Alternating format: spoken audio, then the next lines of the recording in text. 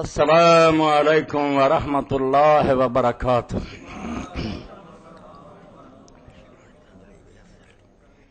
واحلل عقدۃ من لسانی.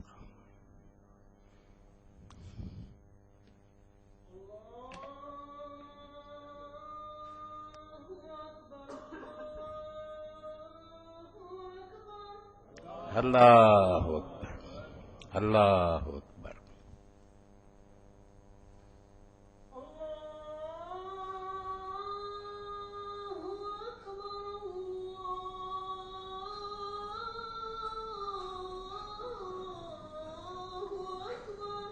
اللہ اکبر اللہ اکبر.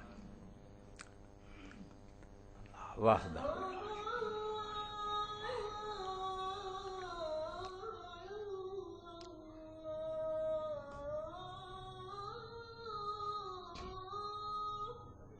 اشہد ان لا الہ الا اللہ.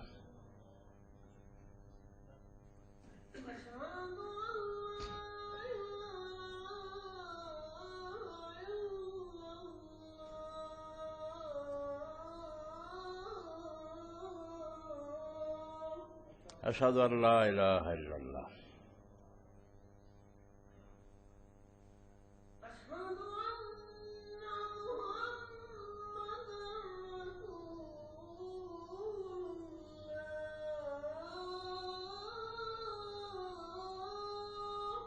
اشہد ان محمد رسول اللہ.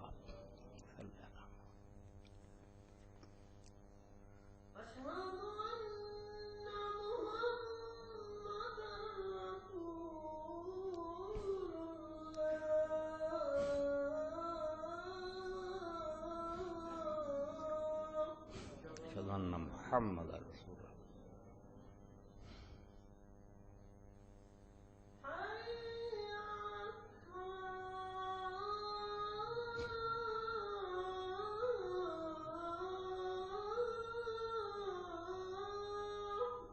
لا حول ولا قوة الا باللہ.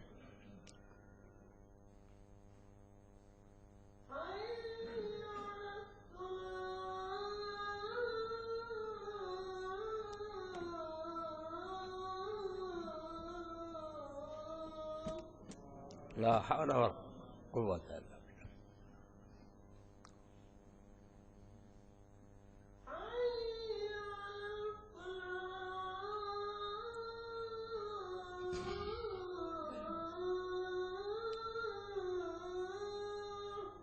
لا حول ولا قوة الا باللہ.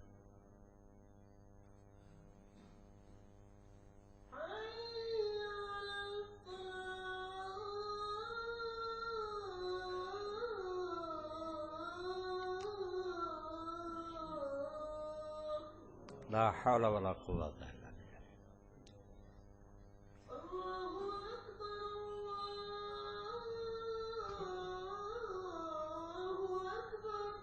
اللہ اکبر اللہ اکبر.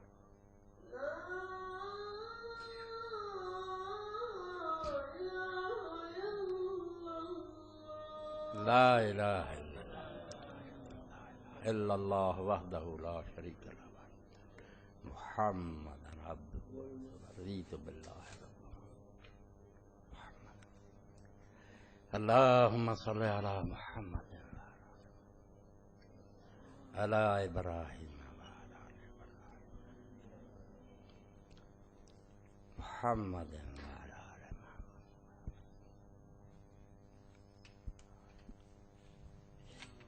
اللہم رب هذه الدعوة التامة والصلاة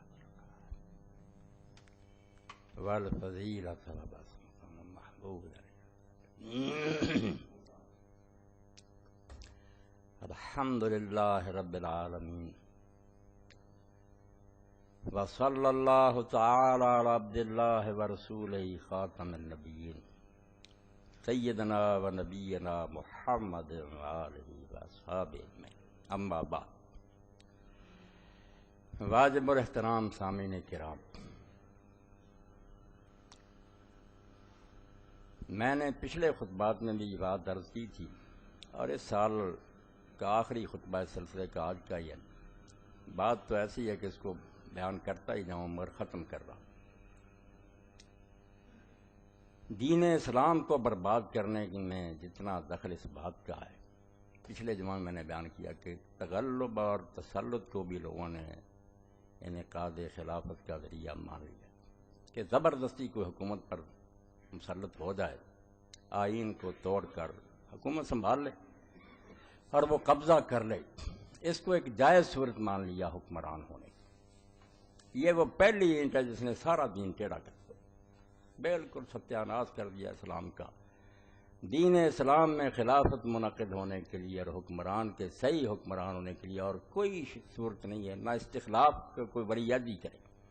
حضرت ابوبکر جن کا حوالہ بھی بالکل غلط ہے، وہ صرف تجویز تھی، امت کے اہل و رائے سے مشورہ کیا، لوگوں سے پوچھا قبول ہے یہ نہیں، بس انتخاب آزاد مرضی سے، جس میں ذرا برابر پریشر نہ ہو، نہ رشوت نہ دباؤ، امت آپ پسند کرے کسی شخص کو، یہ ایک طریقہ ہے خلیفہ بننے کا۔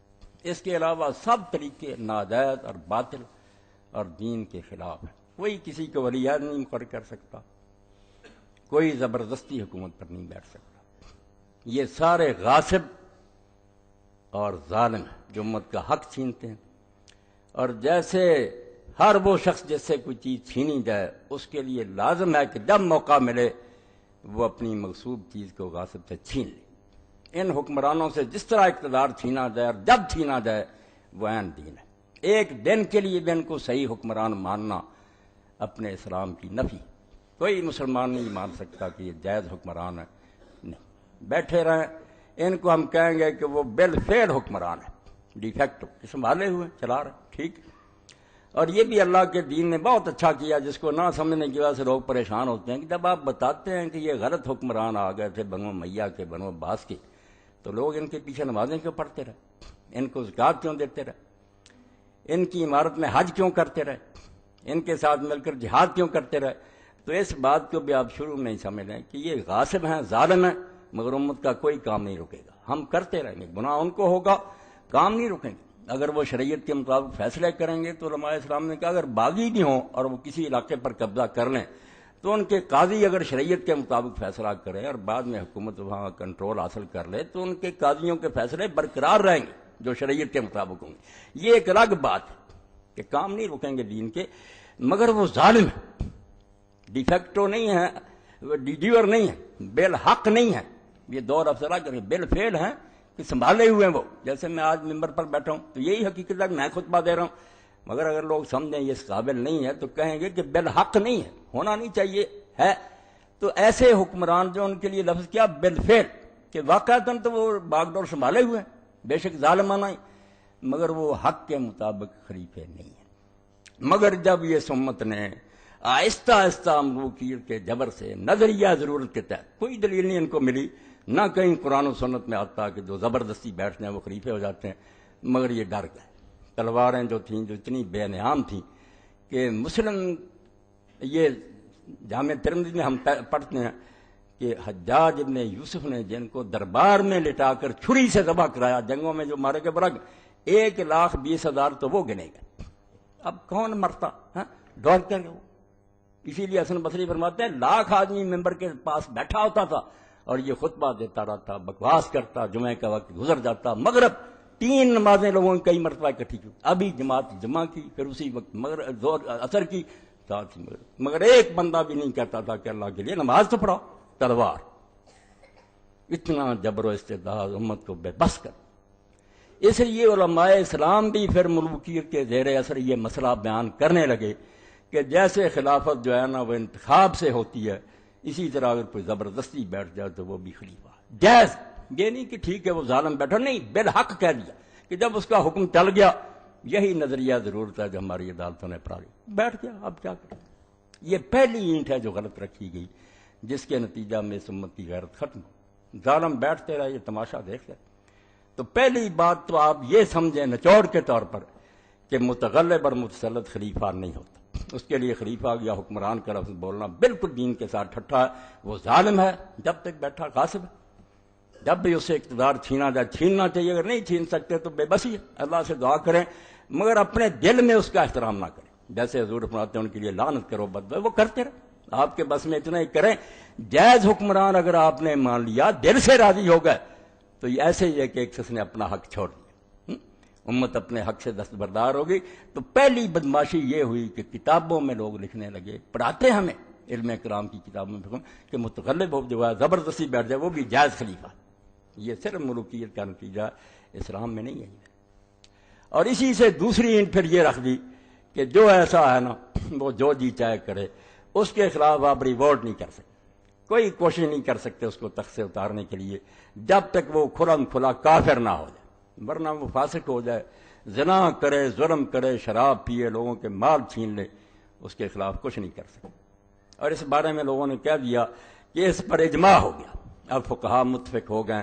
مگر یہ اجماع بالکل باطل ہے، یہ نہ قرآن سے لیا نہ حدیث سے، مجبوری.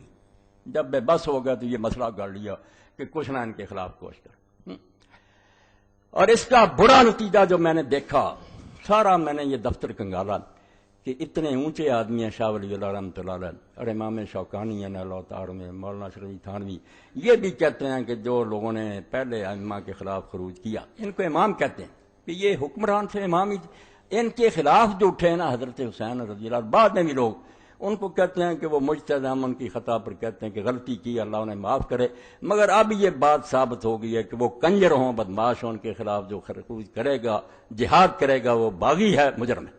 یہ فیصلہ دے دیا انہوں نے کہ ان کو معافی، ابھی انہیں علم نہیں ہوتا. اب یہ مسئلہ سامنے آ گیا اور متواتر حدیثیں اس بارے میں کہ ظالم خلیفے کے خلاف آپ کچھ نہیں کر سکتے. یہ باقاعدہ کتابوں میں لکھا ہے عدالت الخوا کہ اب جو کرے گا نا ایسی کوشش، اگر وہ ولی بھی ہوگا تو بخشا نہیں جائے گا، وہ مجرم ہے. خلیفے کو کھلا ہاتھ دے دیا، خلیفہ کہا. خرابی کیا ہوئی؟ آپ دیکھ لیں کہ جنہوں نے ان کو امام اور خلیفہ کہا نا، وہ حدیثیں جن میں آتا تھا کہ امام کے خلاف خروج نہ کرو، میں جانتا ہوں ان میں یہ خلیفہ شاہ ولی اللہ مراد نہیں تھے. یہ خلیفے نہیں، یہ غاصب ہیں. آپ جو نئے خلیفہ کہہ رہے ہیں کہ ان کے خلاف خروج نہ کرے، آپ دین سے ٹھٹا کر رہے ہیں. وہ ان خلیفوں کی بات ہے جو امت نے چنے. وہ ٹھیک ہے کہ اگر ایک شخص امت کا منتخب ہے، لوگوں نے اپنی آزاد مرضی سے اس کو چنا، تو وہ اگر بدکاری پر بھی چل پڑے. یہ سن لیں، مسئلہ کلیئر کر دوں ورنہ آپ کو نہیں سمجھ آئے گا. یہ دین سیکھنا چاہیے. نماز روزے کو چھوڑیں، حکومت کی فکر کریں جو اسلام میں اصل ہے کہ دنیا پر راج کرنے کے لیے آپ آئے ہیں، نمازیں پڑھنے کے لیے نہیں آئے. اس میں یہ باتیں سمجھنی چاہیے کہ جائز حکومت کیا اور کب تک ہم نے ساتھ دینا، کب اس کو نہیں مانا. تو خلیفہ آپ کہتے کیوں اس کو کہ اس کے خلاف خروج نہ کرو؟ کس نے بتایا خلیفہ؟ چنا ہے اس کو کسی نے؟ یہ ظالم ہے، بدماش ہے، زبردستی قابض ہو گیا. جیسے میری زمین کو قبضہ گروپ چھین لے، وہ مالک ہو گیا کہ اس کی خرید و فروخت جائز ہو جائے. اور خلیفے کی بات کریں جس کو امت نے اپنی آزاد مرضی سے چنا، اس کے لیے یہی مسئلہ کہ اگر وہ پہلے ہی فاسق ہے تو اگر امت بیعت بھی کرتی وہ بھی خلیفہ نہیں ہو سکے. یہ مسئلہ یاد رکھیں کہ اگر امت کی مرضی کے بغیر آیا پھر تو سرے سے نہیں. اور اگر امت نے بھی بالفرض چن لیا، سوء اختیار، غلط چناؤ کیا، وہ فاسق ہے، یہ بھی بیعت کا لازم ہے. وہ خلیفہ نہیں، اس کو کوئی خلیفے والا اختیار نہیں. مگر اگر چنتے وقت وہ نیک تھا، اب بگڑ گیا. یہ سمجھیں کہ ابتدان فاسق نہیں تھا، اب بدکاری اس نے کرنی شروع کر دی. تو اس میں ہم بہت دیر تک دیکھیں گے کہ وہ بہت دین سے دور تو نہیں چلا گیا. اصلاح کی کوشش کریں گے، اس کے غلط حکم نہیں مانیں گے. یہ بھی حضور نے کہہ دیا غلط حکم نہیں ماننا بے شک. مگر یہ خلیفہ جائز ہے، ہمارا چنا ہوا، ہم بہت موقع دیں گے اس کو سمجھیں. حدیثیں ان کے لیے، انہوں نے ظلم کیا، ان ظالموں کے حق میں چسپاں کر دی جن کو ایک دن بھی خلیفہ نہیں بنا. یہ تو ایسے ہے کسی کی بیوی کو چھین کر لے جائے اغوا کر کے. اب وہ خاوند ہے کہ خاوند والی حدیثیں پڑھو کہ خاوند کی اطاعت کرو. خاوند وہ ہے جس سے شرعی نکاح ہوتا، یہ خاوند نہیں ہے. آپ حدیثیں وہ پڑھ رہے ہیں جو اماموں اور خلیفوں کے بارے میں، اور لگا ان ظالموں پر ہیں. مگر یہ ان کی بھی بسی ہے، ظالموں کے دور میں پیدا ہوئے، ماریں پڑی، یہ غلط مسئلے لے گئے. اتنے بڑے بڑے امام غلط، بالکل دین کو تباہ کیا انہوں نے کہ مسلمانوں کی غیرت ختم ہو جائے. ظالم ایک دن کے لیے امام نہیں ہے. آپ امام اس کو کیوں کہتے ہیں؟ وہ خلیفہ نہیں، غاصب ہے. امت کا منتخب آدمی خلیفہ، اس کو اگر چنتے وقت کی غلطی ہوئی کہ آپ نے بدکار کو چن لیا، وہ بھی خلیفہ نہیں بنا. آپ کی بیعت غلط ہے، خلیفہ نہیں. اگر نیک چنا تھا، اگر بعد میں اس میں رد و بدل آ گیا، وہ فاسق ہو گیا، تو ٹھیک، بہت دیر تک دیکھیں. اس کے لیے حضور صلی اللہ علیہ وسلم نے یہ بات بیان فرمائی کہ یا تو وہ کھلا کافر ہو جائے، پھر آپ اس کا تختہ الٹیں. مگر اس دوران میں غلط حکم نہیں مانیں گے. کوئی محتاج نہیں کہہ سکتا کہ ظالم حاکم نے یہ غلط حکم دیا تھا اس لیے میں نے قتل کیا. لا طاعۃ فی معصیۃ اللہ، اللہ کے خلاف حکم دے گا وہ پھر بھی نہیں مانیں گے. جائز حکمران کا بھی جو ٹیڑھا ہو جائے، مگر بغاوت نہیں کریں گے. مسئلے ان کے لیے ہیں، صاف کرو، ورنہ شوکانی ارشاوری اور دین کا بیڑا غرق کر گیا کہ ظالموں کو اماموں والے حقوق دے دیے۔ ان کو امام بنایا کس نے؟ یہ تو ظالم چھین کر بیٹھ گئے۔ صحیح چنا تھا، جو نیک تھا، مگر اب تبدیل ہو گیا، فاسق ہو گیا۔ تو پھر ٹھیک ہے، اصلاح کی بہت کوشش کریں گے، سمجھائیں گے، جو رکاوٹ ڈال سکتے ہیں۔ غلط حکم نہیں مانیں گے، مگر بغاوت کے لیے کہا یا کھلا کافر ہو جائے یا نماز چھوڑ دے۔ نماز کا بھی بیان فرمایا کہ اگر وہ نماز چھوڑ دے، اب ہمارے یہاں کہ نہیں صدر مملکت نہ پڑے، وزیر اعظم، کوئی ہمیں فرق نہیں نظر آتا کیا ہے، مگر دین کی روح سے سمجھ لیں کہ جب نماز کوئی حکمران چھوڑتا ہے، اب وہ ایک دن کے لیے مسلمانوں کا حکمران نہیں، بے شک چنا تھا نا، اب نہیں ہوگا حکم لا ما قام سرا، جب نماز ہی چھوڑ دی اس کم بخت نے، اب وہ اسلام کا کیا کافر، بالکل وہ اس لائق ہے کہ فوراً اس کو اتار دیا جائے، اور جب تک نہیں اتارتے ہمیں کوشش کرنی چاہیے، طاقت حاصل کریں اس کو اتارے۔ نماز آخری نشانی ہے کہ اسلام سے اس کا کوئی تعلق ہے۔ اور ایک طرف آپ نے فرمایا کہ ایسی بات جس سے کفر ٹپکتا، کفر یہی نہیں کہ وہ کہہ دے میں نے کلمہ چھوڑا، ایسا شاید ہی کوئی کرے۔ شاہ اسماعیل شہید رحمۃ اللہ علیہ کی منصب امامت پڑھنی چاہیے، بہت اونچے آدمی تھے، انہوں نے بتایا کہ خلافت میں تبدیلی حکومت میں کیا آتی، اس میں ایک سلطنت کفر، تو سلطنت کفر نہیں یہ ہندو ہو جائیں گے، نہیں ہوں گے، کلمہ پڑھیں گے، حج کریں گے، بیت اللہ کے اندر جائیں گے، کریں گے کیا؟ دین کی باتوں کا مذاق اڑائیں گے، قرآن کی بات ہوگی ٹھٹا، استخفاف کریں گے، کبھی داڑھی کا مذاق اڑائیں گے، کبھی برقعے کا اڑائیں گے، کبھی ہاتھ کاٹنے کا اڑائیں گے۔ یہ استخفاف دلیل ہوگا کہ اب یہ مسلمان نہیں ہے، کلمے کے انکار سے بڑھ کر یہ دلیل ہے۔ کلمے کوئی بات نہیں، استخفاف، دین کو ٹھٹا کر عمل نہ کریں تو کوتاہی ہے، مگر مذاق اڑائے گا۔ اسی لیے علماء اسلام نے کہا کوئی شخص بت کو سجدہ کر دیتا، زبان سے کلمہ پڑھتا، بھائی بت کے سجدے کو سب بچہ بچہ مسلمانوں کو جانتا، یہ تو کافر کا کام، یہاں کلمہ نہیں دیکھا جائے گا، اس کا یہ عمل دلیل ہے کہ اب یہ مسلمان نہیں رہا۔ اور اسی طرح جس نے رسول کریم علیہ السلام کو معاذ اللہ گالی دے دی مسلم ہوتے ہوئے، اب کون بیوقوف سمجھے گا کہ یہ مسلمان رہا، کلمہ نہیں دیکھا۔ اور قرآن پاک اور حدیث کا ٹھٹھا، اس میں علماء نے یہاں تک لکھا کہ چھوٹی سے چھوٹی بات کہ مونچھیں کترانا، داڑھی بڑھانا، اگر اس کا بھی استخفاف کرتا نہیں مگر ٹھٹھا نہیں اڑاتا، اس کا ٹھٹھا اڑاتا، رسول کریم علیہ السلام کی ادنا سنت کا کافر ہونے کی دلیل کہ یہ شخص اسلام کو بالکل چھوڑ گیا۔ اس لیے یہ ساری بحثیں آپ ذہن میں رکھیں کہ حکمران اگر صحیح چنا تھا اس کی بات ہو رہی، جو چنا ہی نہیں یا پہلے سے ہی فاسق تھا، اس کی خلافت ایک دن کے لیے منعقد نہیں، اس کے لیے کوئی حدیث نہ پڑھیں کہ خلیفہ کے خلاف، خلیفہ کہتے ہی کیوں آپ اس کو ظالم، وہ ایسے ہے جیسے کوئی کسی کی بیوی اغوا کر کے لے گیا، کسی کے مکان پر ناجائز قبضہ کر لیا، اس کو وہ حدیثیں آپ اس کے لیے پڑھتے ہیں جو نیک لوگوں کے لیے، جو نیک تھا، عادل تھا، مسلمانوں نے اپنی وہ ہے صحیح حکمران۔ اور اگر وہ غلط ہو جاتا، بشر ہے، بدل گیا، وہ کفر تو نہیں کرتا، دین کا مذاق تو نہیں اڑاتا، اور نماز تو نہیں چھوڑ دی، یہ وہ حدود ہیں جہاں حضور نے فرمایا اب اس کی سلطنت جائے، کلمہ گو ہونے کے باوجود سلطنت کفر۔ وہ فارسی میں آپ لوگوں کو مل جائے یا اردو میں ترجمہ ہو گیا، منصب امامت کو پڑھنا چاہیے کہ مسلمانوں کا امام کیا ہے، یہ امام نہیں جو میں نماز پڑھاتا ہوں، امام وہ ہے جو سلطنت کا مالک پوری امت کو لے کر جا رہا ہے، وہ امام سیدھا ہونا چاہیے۔ وہ ٹیڑھا ہو گیا، دین ٹیڑھا ہو جائے، مسجدوں میں نمازیں آہستہ آہستہ ختم ہو جائیں گی، بدماشی پھیل جائے گی، عورتیں ننگی ہو جائیں گی، اقتدار ہے اس کے پاس، اس امام کا ٹیڑھا نہیں ہونا چاہیے۔ اس کے لیے یہ باتیں واضح ہیں کہ امت کا چنا ہوا، چنتے وقت تو بالکل عادل اور متقی ہو، بعد میں اگر اس میں خرابی ہو جائے تو وہ بغاوت کی حدیثیں اس کے لیے کہ وہاں کافی حد تک آپ ہم سوچیں گے غلط بات اس کی نہیں مانیں گے بالکل، مگر ملک میں خانہ جنگی بھی نہیں کریں گے تا وقتے کہ وہ دین کا مذاق نہ اڑانا شروع کر دے یا بالکل کھلم کھلا اسلام کے خلاف بکرانا شروع کر دے، پھر اس کے خلاف بغاوت عین دین ہے۔ تو شاہ ولی اللہ رحمۃ اللہ علیہ کہتے ہیں کہ متواتر بالمعنی روایتیں اور شوکانی بھی کہتے ہیں وہ ان کے لیے جو امام تھے باقی امت کے چنے وہ غلط ہو گئے، ان کے لیے وہ سب دیکھا جائے گا، بہت دیر تک صبر کیا جائے گا، مگر جو ایک دن کے لیے ہمارے چنے ہوئے الیکشن امام نہیں ہے، وہ ظالم بیٹھ گئے، ان کو تو ہم برداشت نہیں کر رہے ہیں، ایسے ہی جیسے مرتا آدمی خنزیر کھاتا بے بسی، ورنہ ہم دل سے اگر قبول کر رہے ہیں ہمارا ایمان ہی ختم ہو جائے، برائی سے نفرت نہ رہے، دین کا ستیہ ناش ہو جائے، نہیں وہ صحیح ہے۔ تو اس لیے ایک تو یہ بات آپ سمجھیں کہ دین کی بربادی میں ان دو چیزوں کا دخل ہے، پورا اسلام اس سے ٹیڑھا ہو گیا، یہ نمازیں جو آہستہ آہستہ چھوٹ گئیں، امت میں کرپشن آ گئی، سارا چیز امام ٹیڑھا ہو گیا، الناس والا دین مروک ہے، حکمران جب بگڑ جاتے ہیں تو لوگ ان کے طریقے پر چلتے ہیں، بالکل ماں روتے رہیں، درس ہوتے کچھ نہیں، بھائی سارا اقتدار ان کے پاس ہے، اسکول کالج ان کے پاس ہے، ذرائع جو ابلاغ ہیں ان کے پاس ہے، وہ ایک سیکنڈ میں ساری دنیا میں اپنی بات پھیلا سکتے ہیں، آپ کیا کریں گے؟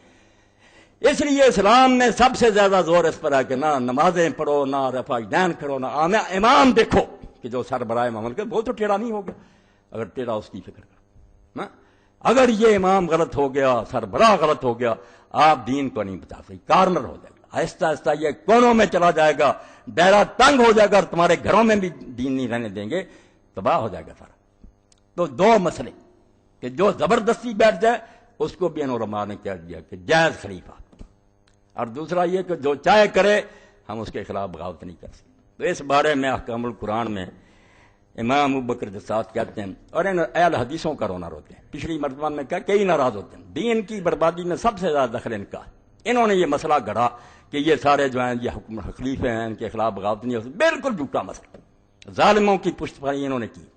جو حدیثیں صحیح حکمرانوں کے بارے میں تھیں وہ ان ظالموں کو دے دیں کہ تم خلیفے اور امام ہو، تمہارے خلاف جو اٹھتا ہے وہ دوستی ہے، تم بڑی بڑی ہو، بے شک زنا کرو، چوری کرو، یہ انتہا درجے کے ظالم۔ دیکھتے ہیں وَهَذَا إِنَّمَا أَنكَرُ عَلَيْهِ أَغْمَارُ أَصْحَابِ الْحَدِيثِ الَّذِينَ بِهِمْ فُقِدَ الْأَمْرُ بِالْمَعْرُوفِ وَالنَّهْيُ عَنِ الْمُنكَرِ، کہ دین کیوں برباد ہوا؟ یہ بے وقوف جو اہل حدیث پیدا ہو گئے، حدیثیں پڑھنے والے، جنہوں نے حدیثوں کو نہ سمجھا کہ یہ تو الیکٹڈ رہنمائی کی بات ہے، جو امت کے چنے ہوئے، جو نیک تھے اب ٹیڑے ہو رہے ہیں، باتیں تو ان کی، تم ان ظالموں کو کہہ رہے ہو کہ یہ خلیفے ان کے خلاف بغاوت نہ کرو، امت اکٹھی اٹھو نہ ورنہ تم دوزخ میں جاؤ۔ تو امت کب اکٹھی ہے؟ امت سے تو پوچھا ہی کسی نے، زبردستی بیٹھ گئے ہیں، رشوت دے کر بیٹھ گئے ہیں، ڈنڈے کے زور سے بیٹھے یہ حکمران۔ تو فرماتے ہیں کہ امام ابو حنیفہ رحمۃ اللہ علیہ نے جو کہا کہ یہ ظالم حاکم جو ہیں یہ حاکم نہیں ہے، ان کے خلاف جب موقع ملے جہاد کرے۔ میں اسی بات سے خوش ہوں کہ ان اہل حدیثوں سے 1000 درجہ بہتر تھا ابو حنیفہ رحمۃ اللہ علیہ، امام مالک رحمۃ اللہ، جو دین کو سمجھتے تھے، شروع میں تھے، یہ سب ان کے بعد پیدا ہوئے، یہ ظالموں کے دور میں پیدا ہوئے ہیں، انہوں نے ظالموں کو ساتھ دیا۔ امام احمد ابن حنبل نے، ابن تیمیہ نے، ان سب نے یہی مسئلے گڑھے کہ جو بیٹھ گیا ان کا ساتھ دو، یہ جھوٹے، بالکل جھوٹے ہیں۔ سچے امام یہ تھے دونوں، جو پہلی اور دوسری صدی میں سے جو اٹھے، بالکل انہوں نے بنی عباس کے خلاف جہاد میں ساتھ دیا، انہوں نے بنی امیہ کے خلاف جہاد میں ساتھ دیا، اور یہاں تک ساتھ دیا کہ امام ابو حنیفہ رحمۃ اللہ علیہ سے ایک شخص نے پوچھا کہ یہ عبداللہ بن حسن کے بچے جو کھڑے ہوئے محمد نفذ کیا، اور یہ ابراہیم امام نے فرمایا 50 نفری حج کرنے سے زیادہ بہتر ہے کہ ان کا ساتھ ان ظالموں کا تختہ اٹھا۔ مسئلہ یہ تھا جس کو انہوں نے غرق کیا، شیخ الحدیث بنے بیٹھے ہیں، اجماع اس پر فقہا کا، کون ہے اجماع کرنے والے؟ وہ جو ظالموں کے زمانے میں پیدا ہوئے، جو وظیفے کھاتے رہے، وہ مسئلے کرتے ہیں کہ ان ظالموں کو سپورٹ کرو۔ ابو حنیفہ رحمۃ اللہ نے کہا 50 نفری حج کرنے سے بہتر ہے کہ ان کا ساتھ دو۔ اور اسی وجہ سے امام صاحب رحمۃ اللہ علیہ کو بعد میں مار پڑی، جیل خانے میں زبردستی زہر پیش کیا گیا، فرمایا میں نہیں پیوں گا، پلا دو۔ منہ کھول کر منصور کے لوگوں نے پلایا اور کوڑے مارے، امام کے بدن میں زہر اثر کر گیا، فرمایا مر جاؤں گا مگر میں یہ نہیں فتویٰ دوں گا کہ جو امت کے پوچھے بغیر زبردستی بیٹھ گئے ان کی بیعت ہے اور یہ خلیفے۔ اور امام مالک رحمۃ اللہ نے یہی بات کہی، لوگوں نے ان سے پوچھا کہ یہ بیعت جو لیتے ہیں، ان مولویوں سے پوچھا نا، شیخ الحدیثوں سے، انہوں نے کہا لوگ تو پھر جاتے ہیں، بیعت کرتے ہیں بعد میں پھر جاتے ہیں اور لوگوں کا ساتھ دے دیتے ہیں، نیک لوگوں کا، تمہارا تختہ اٹھنے کی۔ تو انہوں نے ایک حجاجی قسم نکالی، حجاج بن یوسف ظالم کے نام پر مشہور ہے، مولویوں نے بتایا کہ تم یہ قسم لیا کرو کہ میں بیعت کر رہا ہوں اس کی، اور اگر میں اس بیعت سے پھروں تو میری بیویوں کو طلاق، میرے غلام آزاد، اور میرا سارا مال اللہ کی راہ میں صدقہ، کہ یہ منواؤ اس سے تاکہ پھریں تو سب کچھ ہو جائے۔ اب امام مالک رحمۃ اللہ علیہ سے لوگوں نے پوچھا کہ یہ قسم لیتے ہیں عباسی؟ انہوں نے فرمایا یہ قسم کوئی قسم نہیں، اٹھا دیا کرو اور جب موقع میرے ان ظالموں کا تختہ ہو، ان کی بیعت کوئی بیعت نہیں، اور نہ یہ قسمیں کوئی قسمیں، یہ زبردستی ہے۔ اسی لیے امام صاحب کو جو مار پڑی نا کہ فتویٰ دو کہ زبردستی کی طلاق، وہ طلاق کا مسئلہ نہیں تھا، حکومت کا مسئلہ تھا، کہ اگر یہ بات ہوئی کہ طلاق المکرہ ایسا زبردستی سے اس طرح منوائی ہوئی طلاق نہیں ہوتی تو لوگ تو پھر جائیں گے، پھر جاتے تھے اور تختہ اٹھتے تھے۔ تو امام صاحب نے کہا یہ کوئی طلاق نہیں، پھر جائے گا۔ اس پر انہیں بھی بیچاروں کو مار پڑی، ان کے بازو نکل گئے۔ اس لیے سید ابو الحسن ندوی فرماتے ہیں مالک اور ابو حنیفہ سے بڑا امام اس امت میں کون ہے؟ جب انہوں نے فتویٰ دیا کہ مسلمان حکمران جو ان کے خلاف بغاوت کرو، سب لوگوں کے فتوے جھوٹے، فتوے ان کے سچے ہیں جو امام تھے پہلی صدی کے، جنہیں جو صحابہ اور تابعین سے ملے تھے، بالکل ٹھیک۔ تو کہتے ہیں قاضی ابوبکر جساد کہ یہ جاہل اہل حدیث جو پیدا ہوئے، جن کی وجہ سے امت میں نیکی کا حکم دینا اور برائی کا حکم، برائی سے روکنا ختم مٹایا انہوں نے کہ ظالموں کو کچھ نہ کہو، بیٹھے۔ امام احمد بھی کہتے تھے یہ عباسی ظالم جو ان کا ساتھ دو۔ ابن تیمیہ بھی ساری عمر یہ پرچار کرتے۔ یہ ابن حزم تھا نیک اللہ کا بندہ، جس نے کہا جب بھی کوئی عادل آدمی کھڑا ہو جائے اس حکمران سے زیادہ نیک تو زیادہ نیک کا ساتھ دو. وہ باغی نہیں، حکمران باغی. جو تخت پر بیٹھا باغی وہ ہے جو دین کو چھوڑے بیٹھا، اس کا ساتھ دو رعیت میں سے جو اٹھا ہے مقابلے میں. وہ نیک اٹھا ہے اہل حدیثوں میں سے جس کی عالم محلہ میں یہ مسئلہ واضح ہوا، اور اس نے دلیلیں دی کہ کون اجماع کرنے والا فقی. حسین رضی اللہ عنہ سے ابن زبیر سے، اور جو مدینہ شریف سے اٹھے تھے صحاب الحرہ، صحابہ اور تابعین، ان سے بڑا کون فقی پیدا ہوا؟ وہ اٹھے نہیں تھے یزید کے خلاف. اور دوسرا کون ہو تم اس قسم کے فتوے؟ وہ نیک تھا، اسپین میں پیدا ہوا، حالانکہ بنو امیہ میں سے تھا، ظاہری. مگر اس نے کہا سب جھوٹ بولتے کہ ان ظالموں کو یہ پکڑا دو کہ تم حکمران ہو. یہ حکمران نہیں ہے، حکمران ہوا جن کو ہم چنیں گے، اپنے گھر سے پکڑ کر لائیں گے کہ ہم تمہیں حکمران بناتے ہیں، وہ ہوگا حکمران. وہ اگر ٹیڑھا بھی ہو جائے گا بعد میں، اگر پہلے ہی ٹیڑھا تو ہمارا انتخاب کا رد، ہم نے بھی غلط چنا. اگر چنا ٹھیک تھا بعد میں غلط ہو گیا تو ٹھیک، دیکھیں گے کہ بہت دور تو نہیں نکل گیا، غلط باتیں اس کی نہیں مانیں گے مگر اصلاح کی کوشش کریں گے. یہ مسئلہ صاف کر لو، ورنہ صرف اتنی رعایت دیتے ہیں کہ جنہوں نے پہلے جہاد کیا یار ان سے غلطی ہوئی ہے مگر اللہ معاف کرے. اب جب پتہ چل گیا کہ بغاوت نہیں کر سکتا، اب جو کرے گا وہ مجرم. توبہ توبہ. تو ان کے لوگوں کو باغی کہتے ہو؟ باغی وہ ہیں جو تخت پر بیٹھے ہوئے شریعت کے خلاف چل رہے ہیں، انہوں نے شریعت سے بغاوت کی ہے. اٹھنے والے باغی نہیں. یہ حکمرانوں کی ڈکشنری ہے کہ رعایا کو باغی کہتے ہیں. دین میں باغی وہ ہے جو دین کو چھوڑے بیٹھا، خواہ وہ حکمران ہے خواہ رعیت. تو امام فرماتے ہیں جاہل اہل حدیثوں کی وجہ سے امت میں ختم ہو گیا یہ جذبہ کہ برائی سے ٹوکو اور نیکی کا حکم دو. حتیٰ تغلب الظالمون علی امور الاسلام. یا این ٹیڑھی ہو گئی. کہتے ہیں اسی کا نتیجہ نکلا کہ ظالم جو ہیں اسلام میں وہ حکومتوں پر چھا گئے. اسپین سے لے کر انڈیا تک بیٹھے ہوئے ہزاروں سال تک راج کرتے رہے لوگ، پھر بیٹھے رہے تماشا دیکھتے رہے، سلام کرتے رہے. ظالم مسلمان حکومتوں پر بیٹھ گئے. فمن کان ھذا مذہب فی الامر بالمعروف والنہی عن المنکر کیف یری امامۃ الفاسق. وہ کہتے ہیں تم لگاتے ہو کہ ابو حنیفہ رحمۃ اللہ علیہ نے کیا کہ بدماش کی حکومت جائز ہے، جس کا مطلب یہ تھا کہ 50 نفلی حج کرنے سے بہتر ہے کہ ان ظالموں کے خلاف جو اٹھے ان کا ساتھ. اور آپ دیکھتے ہیں کہ حضرت امام حسین رضی اللہ عنہ جب اٹھے ہیں تو ان کا ایک ساتھی تھا جس کا حوالہ محمد اختر حیکر نے دیا. یہ کتاب میں نے پچھلی مرتبہ بیان کی تھی نا کہ یہ ایسی کتاب ہے کہ اگر دنیا میں اس کا ترجمہ ہو جائے مسلمان زندہ ہو. اور جس کا جب اس پر PhD کی ڈگری دی اوزائی یونیورسٹی کے لوگوں نے تو انہوں نے کہا اگر اس سے آگے کوئی ڈگری ہوتی دیتے. 3 جلدوں میں الجہاد والقتال، اس سے اعلیٰ کتاب اسلام میں کوئی نہیں لکھی. تو ایک فصل اس میں لکھی ہے کہ یہ ظالم جو حکومت پر بیٹھتے ہیں کون ان کو خلیفہ کہتا. پوری فصل اس قابل ہے قتال و مکتب السلطنہ. یہ آپ کربلا نہ سمجھیں صرف ایک قصہ نہیں، دین کی بنیادی بات ہے کہ آیا جو تخت سنبھالے وہ مسلمانوں کا حکمران. قتال و مکتسب السلطنہ کہ جو زبردستی حکومت چھینے مسلمانوں کے، اس سے جہاد لازم ہے. وہ ایک دن کے لیے ہمارا حکمران نہیں، اس سے حکومت چھیننی دین ہے. اس پر بحث کرتے جاتے ہیں اور یہی سمجھاتے ہیں کہ بھائی خلیفہ اور حکمران اس کو کہیں گے جو مسلمانوں کا چنا ہوا. آگے پھر دلیلیں دی ہیں، بحثیں کی ہیں، اور بعد میں پھر بتایا کہ یہ یزید جو کس نے اس کو چنا تھا. اس طرح میں نے بتایا 1 لاکھ روپیہ عبداللہ بن عمر کو، عبد الرحمن بن ابی بکر کو بھیجا امیر معاویہ نے. بعد میں کہا یار یزید کی بیعت کرو. انہوں نے کہا ہمارا دین اتنا سستا، کچھ لوگوں کو تلواریں دکھائیں کہ جو نہیں مانے گا یہ علاج ہوگا. یہ بیعت نہیں جبر. بالکل اس کو بھی ثابت کیا کہ ایک دن کے لیے وہ حکمران نہیں ہے. مختصب سلطنت، مسلمانوں کا اقتدار اس نے بزور تلوار چھینا ہے اور اس کے لیے امت پر فرض تھا کہ وہ اس کو چھینے. اس لیے امام حسین کا جو ہے جہاد ہے جہاد. اور اس پر واقعہ لکھا ہے، انہوں نے تھوڑا لکھا مگر وہ حوالہ دیا کہ امام حسین رضی اللہ کے ساتھی کیا سمجھتے. تو حسین ابن علی رضی اللہ کے ساتھ جو لوگ لقتال قوات یزید ابن معاویہ المقتد بالخلافہ الفاظ سنیں 202 صفحہ ہے، فرماتے ہیں تو اس قوت کے ساتھ ظالم چھین کر بیٹھ گیا سلطنت. ہمیں اس سے بحث نہیں. یہ لوگ جو بیوقوف ہیں وہ شراب پیتا تو کوئی نہیں. میں نے کہا اگر وہ ابو بکر بھی ہوتا تو ظالم ہوتا. اس طرح حکومت سنبھالنے کا اسلام میں جواز نہیں. اس کے ذاتی کردار کی بات نہیں، خلاف آئین ہے یہ معاملہ. اس کو سمجھو کہ دین اسلام میں آئین کے اندر کسی کو اجازت نہیں کہ حکومت پر آئے جب تک امت نہ چنے. تو فرماتے ہیں یہ قوت کے ساتھ سلطنت کو جو غصب کر کے بیٹھا، اس پر اس کا نام نہیں لکھا، میں بتاتا ہوں. تو وہ آدمی تھا عبداللہ ابن عمر کلبی. یہ کوفہ کا تھا، جس کا وہاں ایک مکان تھا، بڑا امیر آدمی تھا. بیوی تھی اس کی ام وہب. اس نے دیکھا کہ لشکر جو ہیں وہ کٹھے کیے جا رہے ہیں. اس نے پوچھا کہ یہ فوج کدھر بھیجی جا رہی تھی. لوگوں نے بتایا کہ یہ امام حسین رضی اللہ کے مقابلہ میں عبید اللہ ابن زیاد بھیج رہا. تو اس وقت اس نے اپنے دل میں کہا جو انہوں نے لکھا واللہ لقد کنت علی جہاد اہل شرک حریصا، کہ اللہ کی قسم مجھے بڑا شوق تھا کہ میں مشرکوں سے جنگ کروں، کافروں سے جہاد کرنے کا مجھے بڑا شوق تھا۔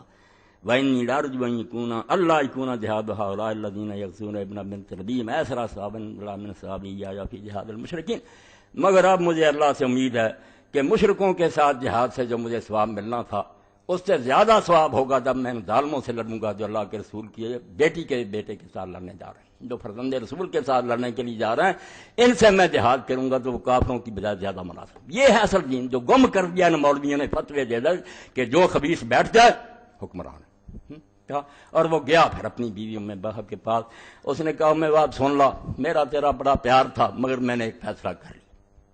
یہ بات ہے کہ میں نے لشکر دیکھے ہیں، وہ ظالم جا رہے ہیں فرزند رسول کے مقابلہ میں، اب میں جا رہا ہوں۔ اس نے کہا اللہ آپ کا یہ فیصلہ آپ کو مبارک کرے، میں ساتھ جاؤں۔ لے گیا حضرت امام حسین رضی اللہ عنہ سے جا کر میرا ساری بات سنائی۔ اب یہ لشکر میں جب گیا سر کاٹا، انہوں نے پھر بیوی کی طرف پھینک دیا، اس نے گود میں لیا، وہ ساری تفصیل آپ تبلیغ میں پڑھ رہے ہیں، چوما۔ اس نے کہا اللہ تجھے جزائے خیر جو تیری نیت تھی وہ تو نے پوری کر۔ اس لیے اللہ کے بندو یہ پوری فصل جو ہے کیا کروں، یہ ساری جو ہے نا 160 سے 202 تک اس قابل ہے کہ کوئی اللہ کا بندہ اس کو چھپا دے، ورنہ مسلمانوں کو سمجھ نہیں آئے گی کہ ان کے ملکوں میں کیا ہو رہا، کیسے ڈاکو اور غاصب ہیں جو زبردستی حکومتیں سنبھالے بیٹھے ہیں۔ یہ فصل پوری چاہیے کہ یہ حکمران نہیں ہے، نہ ان کو کوئی امام کہے نہ خلیفہ کہے، وہ خلیفوں اور حکومتوں والی حدیثیں ان کے لیے نہ پڑھو اللہ کے لیے، یہ تو ظالم ہیں، آپ ان کو کیوں مدد دے رہے ہیں، کیوں وہ حدیثیں مسلمان غریبوں کے خلاف پڑھ رہے ہیں؟ اگر کوئی کوشش کرتا آپ کہتے ہیں باغی آپ جھوٹے ہیں جو دین کو نقصان پہنچا رہے ہیں، یہ حکمران نہیں، ظالم، ان کی حکومت ایک دن کے لیے صحیح نہیں۔ تو امام فرماتے ہیں اے ابو حنیفہ اس کو بدنام کرتے ہو جس نے زہر پینا قبول کر لیا، جیل میں کوڑے کھائے، مگر فرمایا نہیں میں ان ظالموں کا ساتھ نہیں دے سکتا۔ اور حضرت زید ابن علی امام زین العابدین کے بیٹے جب ہشام کے خلاف اٹھے، امام نے فرمایا کافروں سے جہاد کرنے سے زیادہ بہتر ہے کہ زید کا ساتھ، اور فرمایا اگر رسول اللہ نے اصحاب بدر کے بارے میں وہ شان نہ بیان کر دی ہوتی تو میں یہی کہتا کہ جو زید ابن علی کا ساتھ دیں گے ان کو وہی ثواب ہوگا جو بدر کی شہیدوں کا۔ امام ایسا غازی تھا، مجاہد تھا، اور یہی امام مالک تھا۔ یہ بعد میں ماریں کھا کر کانپ گئے کہ نہیں جو بیٹھ گیا، انہوں نے برباد کیا۔ یہ شکر ہے کہ بعد میں بھی ابن حزم رحمۃ اللہ علیہ نے اچھا لکھا، بہت اچھا لکھا کہ یہ کوئی خلیفہ نہیں، یہ میرے پاس کتاب جس کا میں نے ایک مرتبہ ذکر کیا تھا کہ اگر یہ کتاب مجھے نہ ملتی تو میں سمجھتا میری زندگی ضائع گئی۔ العواسم والقواسم، ایک العواسم والقواسم ہے، وہ لکھی ہے قاضی بکر کو، کچھ نہیں۔ یہ العواسم والقواسم تھے ضبط سنت بالقاسم، یہ مجھے وہاں فیصل یونیورسٹی سے ملی، وہاں میرے دوست سے بچہ لائبریری تھا، یہ ڈاکٹر حمید اللہ صاحب رحمۃ اللہ علیہ نے جو کتابیں دی تھیں اس کے فوٹو اسٹیٹ کرا کر بھیجی۔ سنت کے دفاع میں سے بڑی کتاب کوئی نہیں لکھی۔ اور امام شوکانی فرماتے ہیں یمن نے اسلام کو کچھ نہ دیا ہوتا سوائے اس کتاب کے، یہی کہا سنت کا دفاع، حدیث پر جو حملے ہوئے۔ اب ان لوگوں نے، یمن کے لوگوں نے کہا ہے محمد بن ابراہیم وزیر کیسے اہل سنت کے مذہب کو مانتے پھرتے جو کہتے ہیں کہ ظالم بھی خلیفے اور یزید کے خلاف اٹھنے والے باغی ان میں شامل ہو گیا۔ اس نے پھر اہل سنت کی کتابوں میں پوری فصل لکھی کہ آپ نے اہل سنت کی کتابیں نہیں پڑھی، یہ بیوقوف اور نادان ہیں جو ایسی باتیں کہتے ہیں۔ یہ پڑھو امام ظہبی اور سارے ابن حزم، سب ملعون کہتے ہیں یزید کے اور سارے، کوئی خلیفہ نہیں، اور اس نے بچایا، ورنہ وہ یمنی لے گئے تھے کہ یہ اہل سنت کا مطلب ہے جو ظالموں کی حمایت کرتا۔ تو امام نے پھر اس پر لکھا، اور یہ امام ابن حزم رحمۃ اللہ علیہ کا حوالہ بھی دیا جو سارے لکھ دیتے ہیں فتح الباری میں ابن حزم کہ اجماع ہو گیا فقہ، اور کون سے اجماع جو جتیاں کھا کر مان گئے کہ جو بیٹھ جائے ٹھیک ہے۔ امام نے کہا، امام ابن حزم فرماتے ہیں ورایت لبعض من نسب نفسه للامامۃ والکلام فی الدین فصول ذکر فی الاجماع، 76 صفحہ اور جلد ہے اس کی 8۔ امام ابن حزم آپ دیکھیں یہ نسلاً اموی ہیں، بنو امیہ سے، مگر عالم ہے، ظاہری ہے، کتاب و سنت کا دیوانہ تھا، المحلہ لکھی۔ وہ کہتے ہیں میں نے ایک شخص کو دیکھا جو اپنے آپ کو دین کا عالم کہتا ہے اور کتابیں لکھتا ہے، اس نے ایک کتاب لکھی ہے جس میں ذکر کیا اجماع کا کہ اجماع ہو گیا، ساری امت متفق، فاتا فی اب کلام اللہ سکتان لکان اسلم له فی اخرى، کہتے ہیں اس میں ایسی باتیں اس نے کہیں کہ اگر وہ اس سے خاموش رہتا نہ لکھتا تو اس کی عاقبت کے لیے اچھا ہوتا۔ اس نے اپنی عاقبت گندی کی، وہ سے لے کر ایسی باتیں کی، بل الخرسکان اسلم له، بلکہ وہ گنگا پیدا ہوتا تو اس کے لیے اچھا تھا۔ ایسی کتاب لکھنے سے وہ گنگا رہتا۔ امام لکھتا ہے جس میں دین کی غیرت تھی، وہ شیخ الحدیث نہیں تھا کہ چندے لو ملوکیتوں سے اور کھاؤ، مدرسے چلاؤ اور کہو ملوکیت ٹھیک ہے۔ ملوکیت جو اسلام میں کہ در دین اس ملوکیت حرام اس، اقبال فرماتے ہیں اس نبی کے مانے جس کے دین میں ملوکیت کفر ہے، بندہ ملک بن جائے کہ میں بادشاہ ہوں تو مسکات میں ساتھ دیتے ہو ظالم بادشاہوں کا، پیسے کھاتے ہیں ان سے فنڈ لیتے ہیں اور مدرسے چلاتے ہیں، ان کی حمایت کرتے ہیں۔ تو فرماتے ہیں اگر وہ گنگا ہوتا تھا وہ ابن مجاہد البصری المتکلم الطائی للمقر، کون ہے وہ؟ ابن مجاہد بصرے کا رہنے والا متکلم قبیلہ تیس، فإنه ذکر فی مدعا فی الاجماع، تو اس نے جو حوالے دیے ہیں کہ اس بات پر بھی علماء کا اتفاق ہے، اور اتفاق تو ہونا تھا، ڈنڈے پڑے سارے مان گئے، یہ قرآن حدیث کی بجائے بنا دیا، اینٹ ٹیڑھی کر دی، ان مجموعہ لا یخرج الائمۃ الجار، کیا مسئلہ لکھ لیا، توبہ توبہ، دین کو چھڑی پھیر دی کہ اس پر اجماع ہو گیا امت کا کہ ظالم حاکم جو جی چاہے کرے ان کے خلاف نہیں اٹھنا۔ اس کو ابن حزم کہتے ہیں کاش یہ گنگا ہوتا نہ کتاب لکھتا، اس کی عاقبت سنور جاتی۔ فاستعظم تو ظالم، تمام فرماتا میں کانپ گیا یہ مسئلہ دیکھ کر، میرے رونگٹے کھڑے ہو گئے کہ ظالم دین کو ذبح کر دیں، کہ ظالم بیٹھ جائیں ان کے خلاف نہ اٹھو۔ والامری انه لازم ان يكون قد علم ان مخالف الاجماع کافر، اور اللہ کی قسم اس سے بڑا جرم مجھے یہ نظر آیا کہ اس کو یہ بھی نہیں پتا کہ اگر اجماع ہے تو جو اجماع کے خلاف کریں گے تو کافر ہو جائیں گے۔ اجماع چھوٹی بات ہوتی ہے کہ سارے عالم متفق ہیں، پھر جو اس سے باہر نکلے مسلمان رہے گا کافر ہو جائے گا۔ فیلقی هذا الناس، لوگوں کو لے کر دیے، وقاد علم ان فاضل صحابہ بقیت سلف یوم الحرہ خرج ولا یزید ابن معاویہ، کہتا ہے اس کو پتہ نہیں تھا، مولوی بنا پھرتا تھا کہ حرہ کے دن پورا مدینہ سارے صحابہ اور تابعین جو زندہ تھے وہ یزید کے خلاف اٹھے یا نہیں اٹھے، تو اجماع اگر ہے تو کافر ہو گئے سارے، سارا مدینہ جتنے زندہ تھے مہاجر انصار، امام حسین تنہا نہیں رہا۔ یہ باتیں جھوٹی ہیں کہ ساری امت ساتھ تھی، صرف یہ گونگے تھے، ڈرے ہوئے تھے۔ جب امام حسین نے شہادت دے کر جرأت دلائی پورا مدینہ باغ، ایک بھی نہیں رہا ابن عمر کے سوا۔